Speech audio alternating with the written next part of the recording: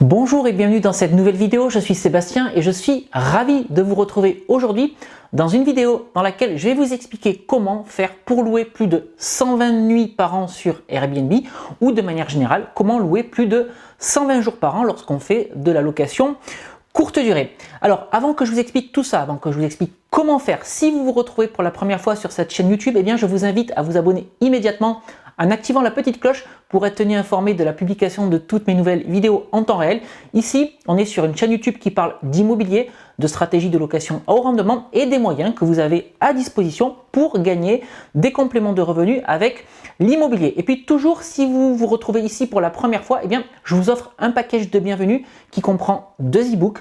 Convaincre la banque, mode d'emploi et doubler son salaire avec la location courte durée. Et je vous offre également une formation de 2h30 pour tout comprendre des mécaniques de l'immobilier. Donc pour accéder à ce package de bienvenue, c'est très simple. Vous avez 2 possibilités. Soit vous cliquez sur le i qui va apparaître en haut à droite de cette vidéo, ou sinon vous avez également les liens d'accès à ce package de bienvenue dans la description qui se trouve juste en dessous. Alors, venons-en au sujet du jour. Comment faire pour louer plus de 120 nuits par an sur Airbnb ou comment faire pour louer plus de 120 nuits par an lorsqu'on fait de la location courte durée. Alors on va pas se le cacher, hein, la location courte durée, c'est la stratégie de location la plus rentable, c'est la stratégie de location la plus intéressante parce que c'est celle qui va générer le plus de revenus locatifs. Et lorsqu'on investit dans l'immobilier, eh ce qu'on a envie de faire, c'est gagner un maximum de revenus, de gagner un maximum de loyers. Pourquoi? Parce que la vacance locative, elle coûte cher. Donc, quel que soit votre mode d'exploitation, et donc a fortiori en location courte durée, eh bien, votre objectif,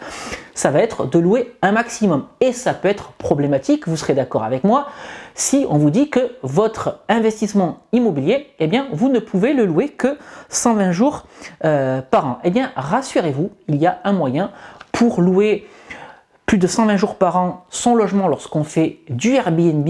Et pour ça, eh bien, il va falloir distinguer 2 cas. On va distinguer dans un premier cas le cas de la résidence principale et dans un second cas, le cas de l'investissement locatif. Et on va même voir que pour la résidence principale, eh bien, il va falloir distinguer 2 cas également. Alors, on va tout de suite casser les fausses croyances ou tout ce que vous avez pu entendre dans la presse, dans les journaux, à la télévision. Il est possible de louer sa résidence principale plus de 120 jours par an lorsqu'on fait du Airbnb, mais sous certaines conditions. Cas le plus simple, vous louez votre résidence principale sur des plateformes comme Airbnb, Booking ou autres, alors là, oui, vous ne pouvez pas louer plus de 120 jours par an, mais uniquement si vous louez l'intégralité de votre résidence principale. Alors on a tous entendu dans les médias que c'était quelque chose de nouveau, on entend parler de ça depuis 2017-2018, alors que non, en fait, le fait de ne pouvoir louer sa résidence principale, j'insiste encore une fois, dans son intégralité, ça date pas de 2017 ou de 2018, ça date de 1989. Ça date de plus de 30 ans et d'ailleurs ça date de l'article 2 de la loi du 6 juillet 1989. Et donc ce que je vais faire maintenant, eh bien, c'est vous lire un extrait de cet article de loi et je vous mettrai d'ailleurs le lien vers cet article de loi dans la description de cette vidéo. Donc voilà un extrait de cet article. La résidence principale est entendue comme le logement occupé au moins 8 mois par an, sauf obligation professionnelle, raison de santé ou cas de force majeure, soit par le preneur ou son conjoint, soit par une personne à charge, au sens du code de la construction et de l'habitation. Voilà donc pourquoi vous ne pouvez pas faire plus de 120 jours de location courte durée lorsque vous effectuez cette activité dans votre résidence principale, parce que depuis 1989, la résidence principale, c'est le logement que vous devez occuper plus de 8 mois par an. Ça veut dire quoi? Ça veut dire qu'il reste uniquement 4 mois pour faire autre chose et donc 4 mois pour faire de la location courte durée, soit 120 jours.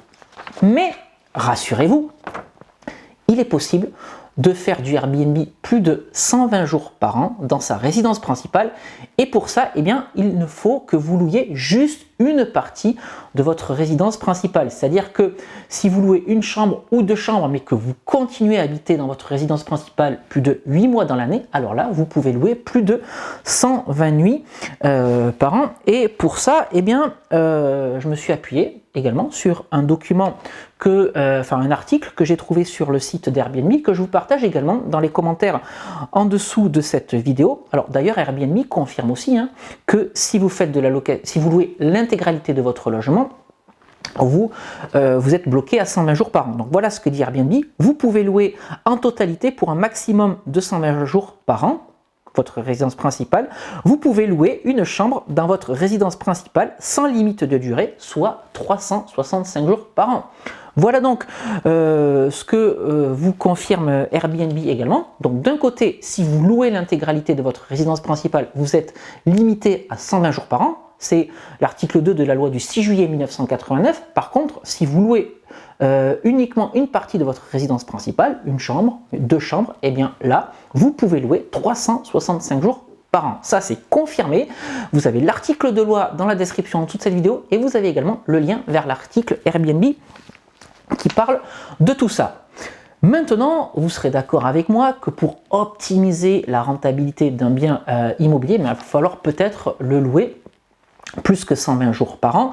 Et puis, voilà, c'est peut-être pas ce que vous cherchez non plus à avoir, c'est-à-dire avoir des touristes ou des voyageurs, bref, qui vont séjourner chez vous. Vous avez peut-être envie d'avoir votre totale indépendance. Et donc là, dans ce cas-là, eh bien, vous pouvez effectuer un investissement locatif pour le destiner à 100% à la location courte durée, pour le destiner à 100% à du Airbnb, à du Booking, à du Abritel, à de l'Expedia, etc., etc. Et dans ce cas-là, sur un logement dédié, sur un investissement locatif dédié, vous n'avez aucune limite du nombre de nuits, c'est-à-dire que votre investissement immobilier, vous pouvez le louer 120 nuits, 150, 200, 300, 365 et même plus que 365 si, pourquoi pas, vous arrivez à faire du surbooking. Voilà donc ce que je voulais vous partager aujourd'hui dans cette vidéo. On peut louer plus de 120 jours par an lorsqu'on fait du Airbnb. Vous êtes uniquement limité à 120 jours par an si vous louez l'intégralité de votre résidence principale. Si vous louez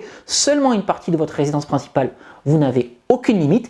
Et si vous louez un investissement locatif dédié, là encore, vous n'avez aucune limite. Ça me semblait très important de vous le rappeler ou de vous le dire si vous le découvrez, parce que je reçois un nombre incalculable de messages ou de mails de personnes qui me disent « Sébastien, comment est-ce qu'on fait pour louer plus de 120 nuits par an ?» Eh bien, sachez qu'il n'y a pas de limite à 120 jours par an, sauf dans le cas particulier de la location dans son intégralité de la résidence principale. Voilà, mais écoutez, j'espère que cette vidéo vous aura été utile. En tout cas, j'ai pris beaucoup de plaisir à la faire.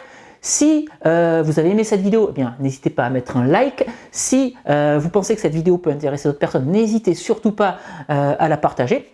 Quant à moi, eh bien, je vais vous quitter ici pour aujourd'hui. On va bien entendu se retrouver prochainement pour une nouvelle vidéo sur cette chaîne YouTube. Et en attendant cette prochaine vidéo, rappelez-vous que l'immobilier est un sujet sérieux. Il ne faut pas faire n'importe quoi. Donc soyez très vigilants à ce que vous faites avant d'investir.